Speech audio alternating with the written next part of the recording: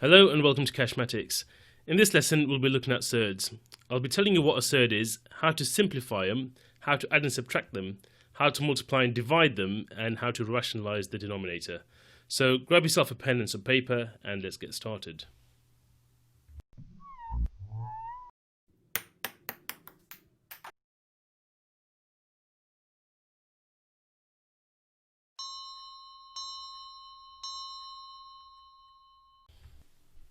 So you might be wondering what a surd is. So let's just look at an example. So let's just say we have the square root of 25.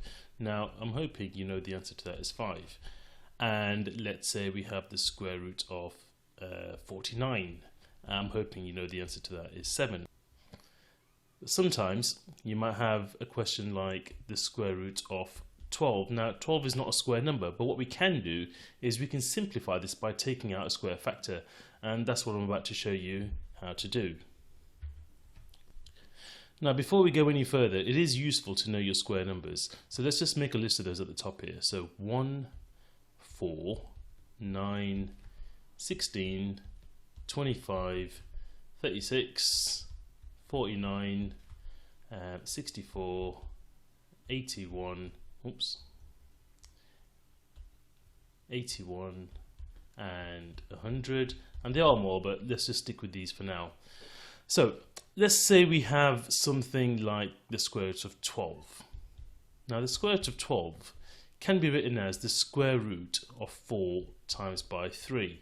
Now there are other factors of 12 such as 2 and 6 and 1 and 12, but the reason I've picked these is because 4 is actually a square number. Now there is a simple rule we can use to help us simplify this, and that simple rule is the square root of a times by b is equal to the square root of a multiplied by the square root of b. Now you can test that with a sum. So for example, if I told you the square root of 36 is equal to 6, but 36 can be split up into the square root of 4 times by 9, and that's the same as the square root of 4 times by the square root of 9 according to this rule over here, and the square root of 4 is 2 and the square root of 9 is 3, and 2 times 3 is 6, so we can see this rule works. So going back to our sum, what we can do is we can rewrite this as the square root of 4 multiplied by the square root of 3, and the square root of 4 is 2, and the square root of 3 we don't know, we just write it as the square root of 3. So this square root of 12 can be written as 2 times the square root of 3, which we write as 2 square root 3, which is pronounced 2 root 3. Or if you're in America, or maybe some other places as well, they might pronounce it as 2 radical 3. So let's have a look at another example. Let's say we have the square root of 20. Now we need to look for a square number that goes into 20, and we look for the biggest one that does go into it. So the biggest number we can see that will go into 20 from this list is 4. So we can write that as the square root of 4 multiplied by 5, and then I split it up using my rule, so that's equal to the square root of 4 multiplied by the square root of 5, which is equal to 2 multiplied by root 5, and then I can write my answer as 2 root 5. Okay, and one more example. Let's just say we have the square root of 32. Now the biggest square number which will go into 32 is 16, so we can write that as the square root of 16 times by 2, and that is the square root of 16 times by the square root of 2, and we know the square root of 16 is 4, so it's 4 multiplied by the square root of 2, which we can write as 4 root 2. So you've got 3 examples there. Just pause the video and just take down some notes, and then you can replay the video and you can try some of the questions I'm about to put up. So hopefully you've had some time to take down some notes, and here's some questions for you to try. Pause the video and then check your answers.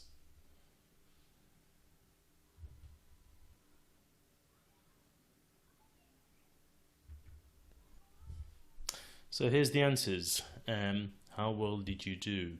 Now I'm suspecting you would have got most of these right. This one here, question D, tends to be troublesome for some people simply because they don't know their 16 times table as far as 80. Now admittedly, I probably didn't when I was doing my GCSEs either, but this is a common mistake that people can make, and I'll just show you what some people do in this question. So we have the square root of 80. Now, the thing that people don't spot is that 16 is a factor of 80. So what somebody might do is write that down as the square root of 4 multiplied by 20, and they'll split it up to get the square root of 4 times by the square root of 20, which gives you 2 root 20. Now, you might think that looks right, and there's nothing wrong with what you've done, but you haven't fully simplified it, because the square root of 20 has also got a square factor inside it. Because if you remember, the square root of 20 can be written as 2 root 5. Okay, so this number here is actually 2 multiplied by 2 root 5, and 2 multiplied by 2 of anything becomes 4 of that thing. So if in this case 4 root 5. Now the way to do it is by, let's start that again. Now the correct way to do it would be to do the square root of 80 is equal to the square root of 16 multiplied by 5, and that would give you the square root of 16 multiplied by the square root of 5, and since the square root of 16 is 4, that becomes 4 root 5. Okay, so that would be the fully simplified version of that surd. Right, the next thing we're going to look at is adding and subtracting surds. So let's say we had the square root of 72 plus the square root of 50. Now, a common mistake would be to think that this is equal to the square root of 122, and that would be wrong. Okay, now if you're ever unsure if a step is correct, what you can do is just check it with some numbers you actually know the answer to. So for example, the square root of 9 not multiplied. For example, the square root of 9 add the square root of 4. Now the square root of 9 is 3, and the square root of 4 is 2, and that gives me 5. Now we know that is definitely not equal to the square root of 13. Okay, so we can see that that rule wouldn't work in this case. Well, not in this, just in this case, in any case. So what we do instead is we simplify each of these. Now, I'm not going to go through the whole method again, but the square root of 72, if you were to simplify it, you would get 6 root 2. And the square root of 50, if you were to simplify it, you would get 5 root 2. So 6 root 2 and 5 root 2. So think of the root 2 as an x. So that would be 6x plus 5x. That would be 11x. So in this case, it would be 11 root 2.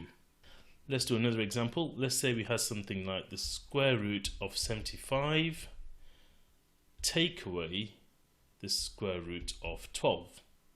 So let's simplify the square root of 25, and that would give me 5 root 3 take away the square root of 12, which is 2 root 3. So 5 root 3 take away 2 root 3 leaves me with 3 root 3. Okay, so take some notes, and just like before, I'll put some questions up, not too many this time, for you to have a go at. So just pause the video, take some notes, and then I'll put some questions up. So here's some questions you can try. Now, one thing to bear in mind is if you have got some of these surds already simplified from the previous set of questions, just try and resist the urge to just copy those answers down. It's good practice to just try and simplify them again. And yeah, just like before, pause the video and you'll be able to check your answers shortly. So here we are. I'm only part way through working these answers, so I've got the first step in working all of these out, which is to simplify the surd. and we'll just finish these off together. So you should have got 4 root 3 plus 3 root 3, which gives you 7 root 3. The second question, 4 root 2 plus 2 root 2, which gives you 6 root 2. The next one, 5 root 3 take away 2 root 3, that leaves you with 3 root 3, plus another 6 root 3, gives you 9 root 3. And finally, 2 root 5 plus 3 root 5 is 5 root 5. Take away 4 root 5 leaves you with just a single root 5, which we can write as root 5. So if you've got those right, well done, and let's move on to the next section. So in this section, we're going to be looking at multiplying and dividing surds. And we're going to be using the rule that we had before, but we'll just write it in reverse. So the square root of A multiplied by the square root of B is equal to the square root of A multiplied by B, like that. And the same can go for division as well. So the square root of A divided by the square root of B is equal to the square root of A divided by B. So let's say we had something like the square root of 12 multiplied by the square root of 3. Now, I can rewrite that as the square root of 12 times by 3, which we know is the square root of 36. And the square root of 36 is a nice number, and the answer there would be 6. Let's say we had something like the square root of 40 divided by the square root of 2. Now we can rewrite that as the square root of 40 divided by 2, which is the square root of 20. And we should by now know how to simplify that, and we get 2 root 5. So it's quite a straightforward concept actually, and what I'll do is I'll put some questions up. I'll leave this rule on here for you to have a look at, and if you want, pause the video, make some notes, and then have a go at the questions. So here's a few questions for you to try. Pay particular attention to the last one. It will yield a very important result which we're going to use in the next section. So pause the video, give these a go, and then we'll check to see how well we've done. So how well did you do? The first two should have been fairly straightforward, but the third one did give us an interesting result. So the square root of 12 multiplied by the square root of 12 gave us 12, and that is a really important rule. So I'm going to rewrite that over here. So I'm going to rewrite it as the square root of A multiplied by the square root of A is equal to A. So for example, if I wanted to do the square root of 3 multiplied by the square root of 3, the answer would equal 3 rather than what some people often write, which is 9. Okay, now this is, like I said, this is a really important result which we're going to use in the next section when it comes to rationalizing the denominator of a surd.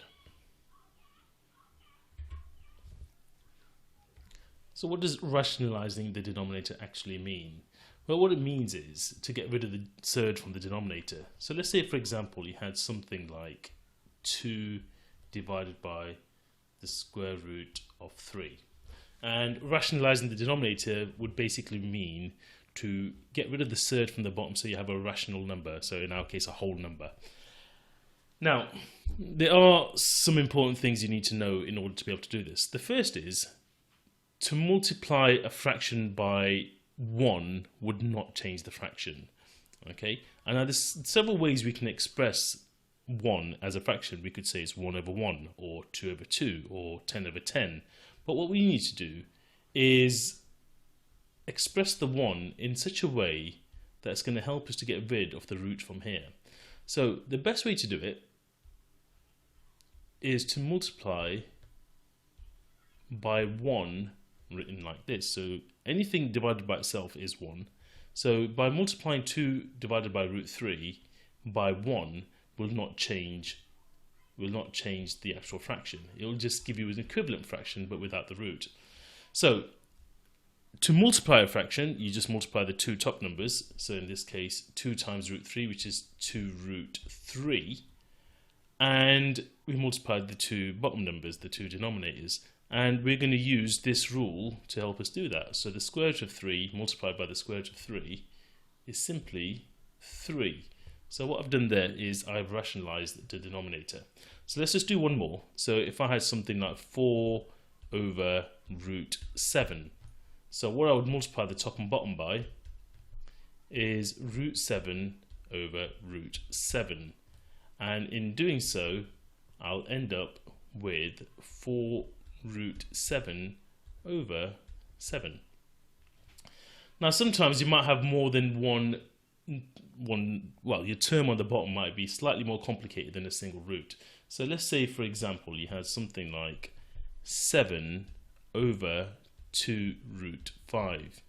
Now the temptation here might be to multiply by 2 root 5 over 2 root 5. And you wouldn't be wrong in doing so, but what you're actually doing is complicating it a little bit, because you just have to simplify it once you've done that. Now what we can do instead is we can multiply the top and bottom of this by root 5 over root 5. Okay, and in doing so, we get 7 multiplied by root 5, which is 7 root 5 over, now ignore the 2 for a second, root 5 times root 5 would just give me 5, and 2 times 5 gives me 10. So I get 10 on the bottom. Okay, so just as always, pause the video, make some notes, and then I'll give you some questions to try. So here we are, we've got 4 questions, give them a go, and I'll see you shortly. Oh, and don't forget to pause the video. So how did you do?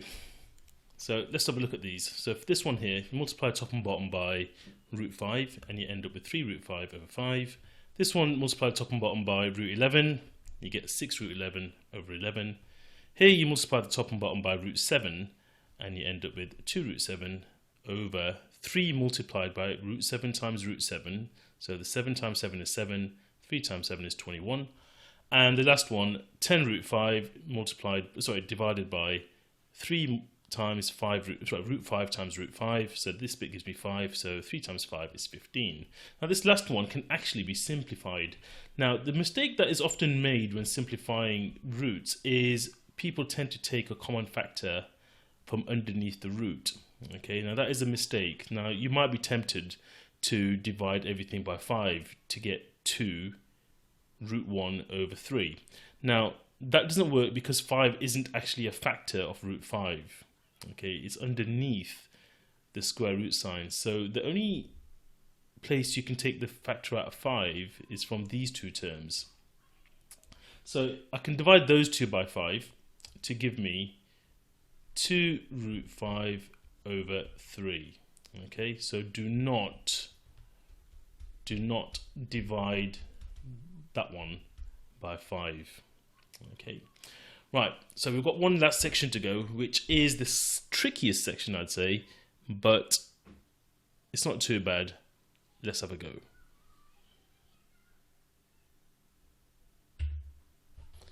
Now, in order to do the next part, we need to understand something you may have done when looking at quadratics, and that is looking at this rule here.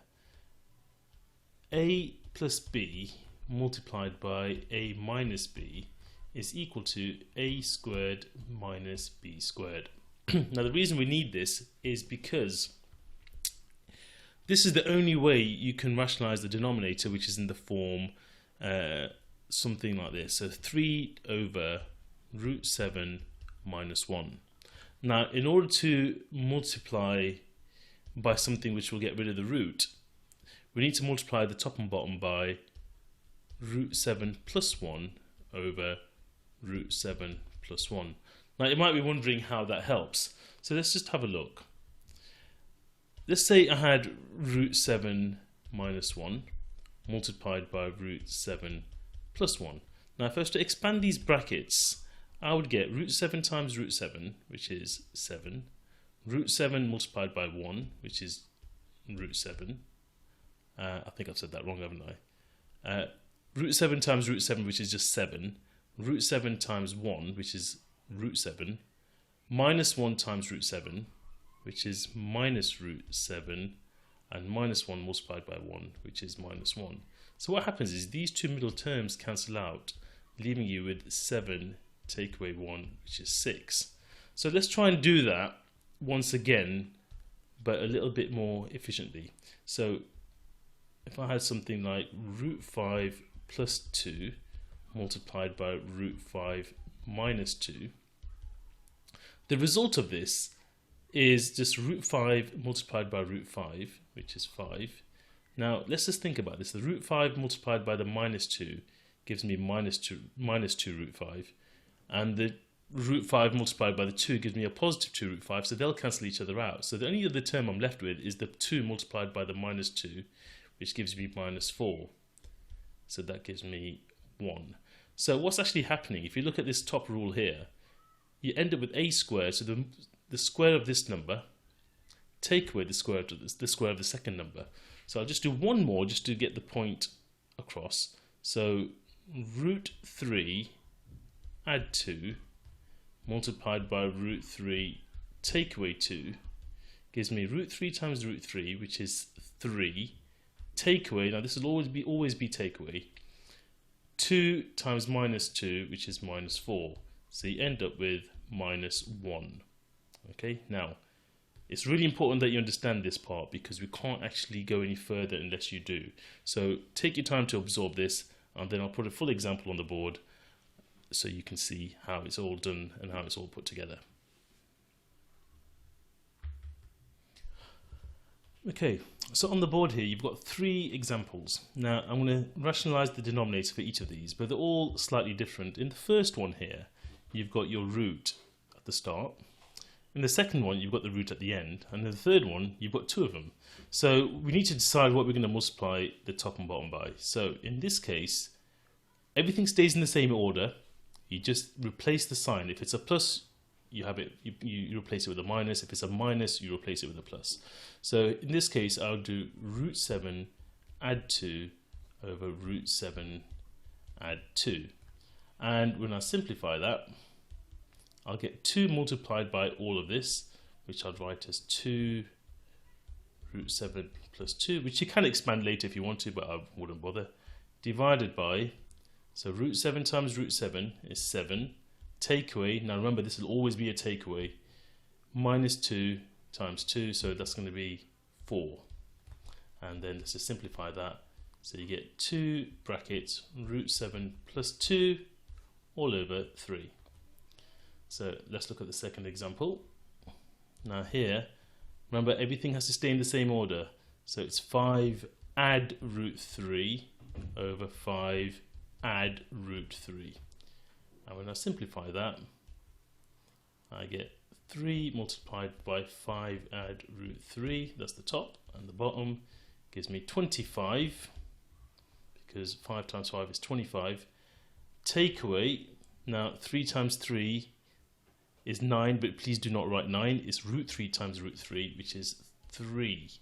So let's simplify that. 3 brackets 5 plus root 3 all over 22. And the last one, it's not as tricky as it looks. So let's just follow the same rules, okay? It stays exactly as it is apart from the sign. So root 11 take away root 5 over root 11 take away root 5.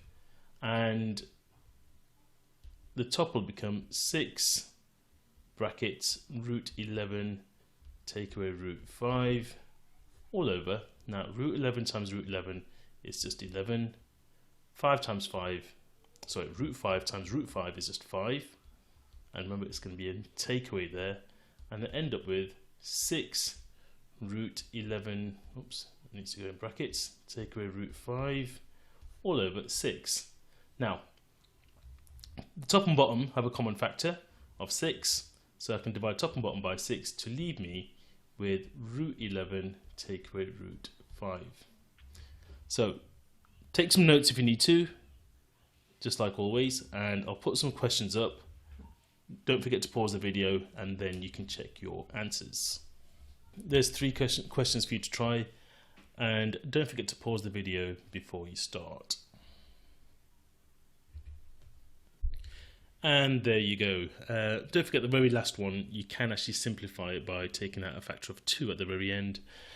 But I hope that's helped.